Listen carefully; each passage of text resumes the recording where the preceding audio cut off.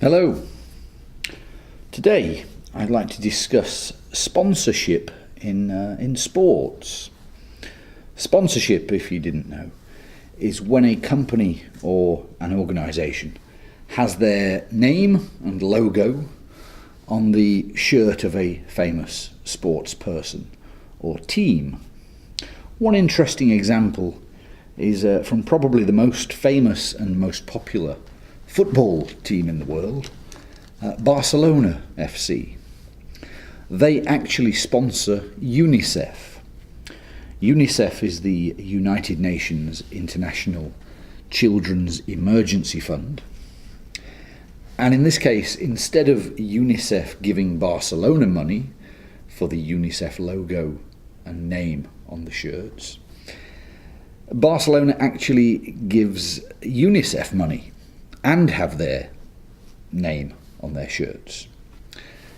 In fact, from 2006 to 2011, Barcelona gave 1.5 million euros each year to UNICEF to fight AIDS in Africa. The current agreement between Barcelona and UNICEF sees Barcelona give 2 million euros a year to implement projects to help children's education through sport in some of the poorest and neediest areas of the world. As you can see here, the club sponsor the organisation, which is not the usual way of doing it. Barcelona is sponsored by Qatar Airways. I'm not sure if it's Qatar or Qatar. So anyway, Barcelona is sponsored by this airline to the tune of $90 million per year.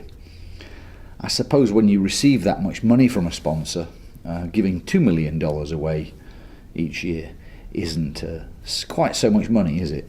So now that we have some idea about what sponsorship is, I'd like to start looking at why companies and organisations do it. What do they get in return, and is it worth the money? You know, $90 million is quite a lot, isn't it?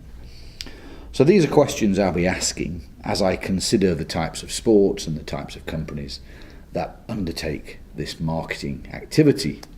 And I'll be giving us lots of examples to mull over. Just as an aside here, there is an academic journal dedicated to this topic.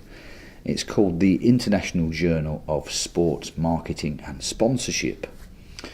And that's along with many other academic papers on the subject. So my short talk is really just scratching the surface of the topic. However, you might like to consider this as a potential topic for your project study. But let's continue this talk with football still. I mentioned Barcelona being sponsored by Qatar Airways.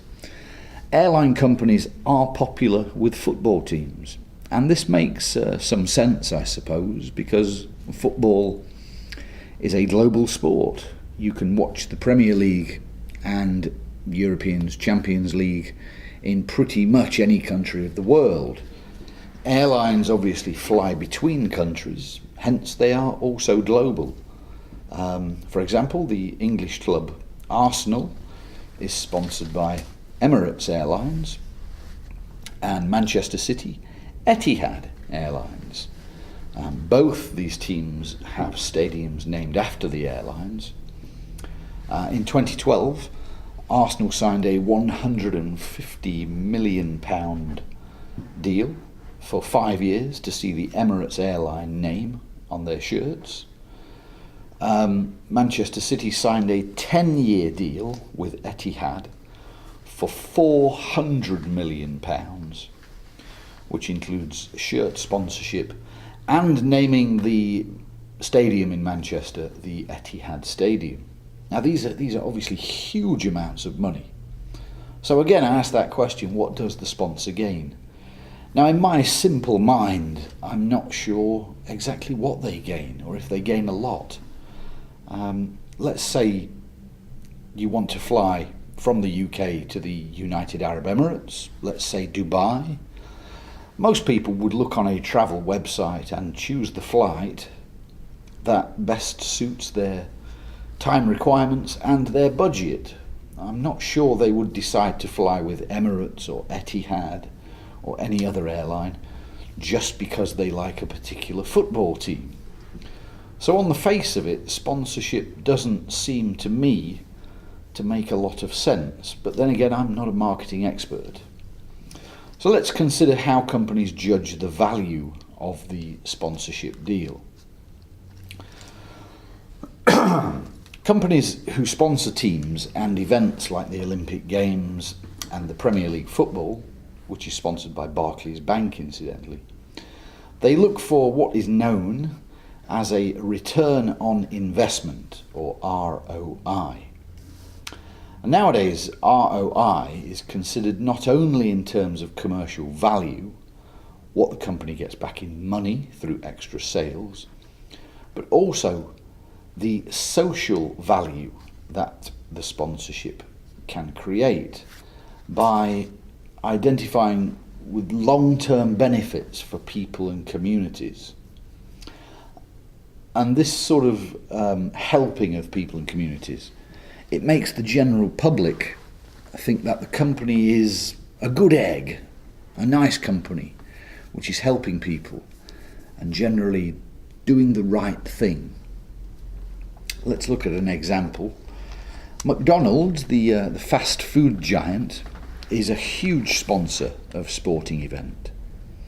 Now, obviously, sport is generally considered as a healthy pastime, whereas the food that McDonald's sells could hardly be called healthy.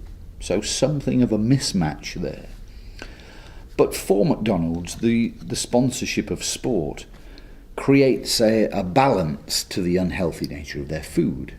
It makes us think that McDonald's is actually all right. It makes us kind of forget that we're eating junk.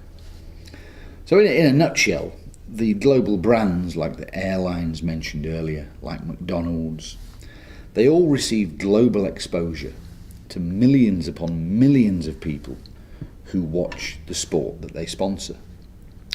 It's very hard to quantify the return on investment for companies.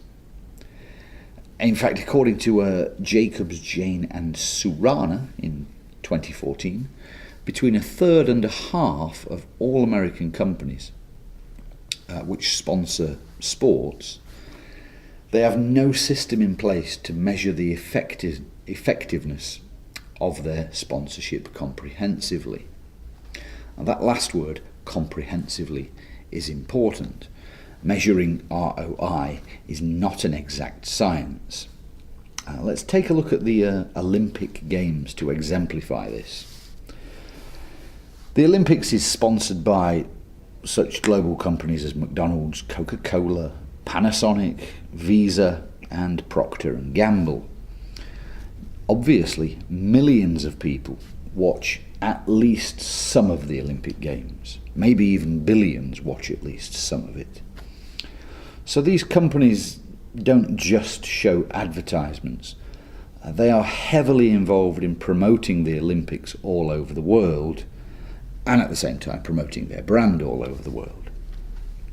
For the London Olympics in 2012, Coca-Cola, for example, enlisted the help of Mark Ronson and Katie B to record a song for the games, and employed various other marketing tricks to inspire young people to get involved in the games digitally. So the company helps to market the Olympic Games while at the same time building this brand awareness to almost everyone on Earth. Now, it would be impossible to say how much Coca-Cola improved its sales by, as a direct result of sponsoring the games. But it's safe to say that the iconic red logo is more firmly fixed in people's heads as a result of the Olympics. Even without a quantifiable return on investment, the senior marketing team at Coca-Cola must be absolutely sure that these sponsorship deals are a good investment because they've been doing it for years. So let's think about some of the benefits now. An interesting point here is that when a company sponsors an event rather than a team, so an event like the Olympics or the World Cup for football, there is always a winner. Indeed, many winners, if we talk about the Olympics. So the sponsor's brands become associated with winning, with success, with the glamour of winning. And this is one return on investment. If people start to think that drinking Coca-Cola, buying a Panasonic TV, using a Visa card for shopping, if they think that these things are associated with being successful, associated with the glamour of winning, then the return on investment, although not quantifiable, is much clearer. These are successful brands bought by successful people. However, we can contrast that to sponsoring an individual sporting team like you do for football. So if a team performs badly, so their sponsor's brand loses some of its association with success. Let's take an example, the football team Fulham, based in London. This team's not in the highest division of English football, and they're not particularly good. They are sponsored by an organisation, not a company. That organisation is Visit Florida, and this is a not-for-profit organisation that works with the tourism industry in Florida to help tourists plan and make the most of their holidays to America's most popular holiday state. But why? Why would Visit Florida sponsor a football team from London? I get it for the big sports clubs and the biggest sporting events, but Fulham, I had a look into this, and as Kirsty Dosh in an article for Forbes magazine notes, the owner of Fulham is also the owner of an American football team in Florida. And he uses the links between the two to push both teams and both sports in each country. Paul Phipps, who is Visit Florida's chief marketing officer, said that the agreement between Visit Florida and Fulham is expected to generate a $3 return in Florida for each $1 spent on sponsoring Fulham. Now, he didn't say how he intends to measure this. Maybe I'm just a skeptic, but I can't really see it. Although I suppose an increase in UK tourists could be seen as a sign of success. So in the case here with Fulham, the owner of the sports club has business interests that link the two places together, which might be a good enough reason to do that sponsorship. So to conclude this talk, we've looked at some of the bigger sponsors of some of the biggest teams and the biggest sports competitions.